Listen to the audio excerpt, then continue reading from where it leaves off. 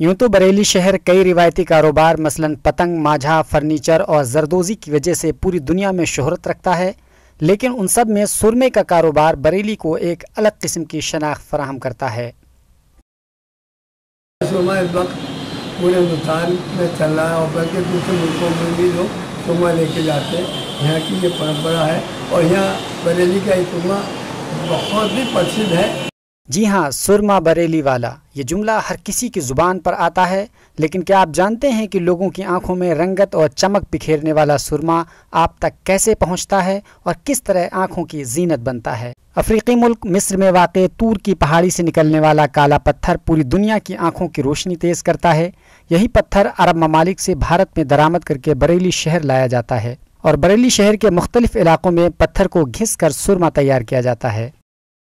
जो भी सुरमा बनता है लोगों को इस्तेमाल करते हैं, वो सुरमा उसी पत्थर उसी पहाड़ से ही उस डेली की शक्ल में लाया जाता है और उसकी घिसाई होती है। वो इतना घिसा जाता है वो कि बिल्कुल इतना महीन कर लिया जाता है कि आंखों में डलने के बाद खड़के नहीं।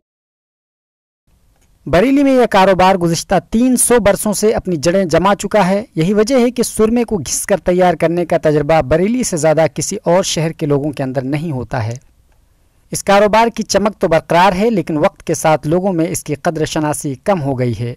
मुख्तलिफ किस्म का सुरमा बाजार में आने से नकली सुरमा भी तेज़ी से अपनी कदम जमा रहा है।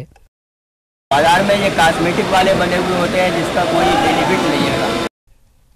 वहीं शहर में कई ऐसे भी अफराद हैं जो अपने बचपन के बाद जवानी और ज़ईफ़ी तक बदस्तूर सुरमा लगाकर अपनी आँखों की चमक बरकरार रखे हुए हैं।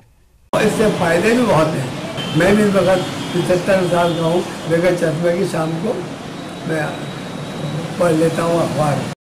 ETV भारत के लिए बरेली से मुस्तफ़ीज़ खान की रिपोर्ट।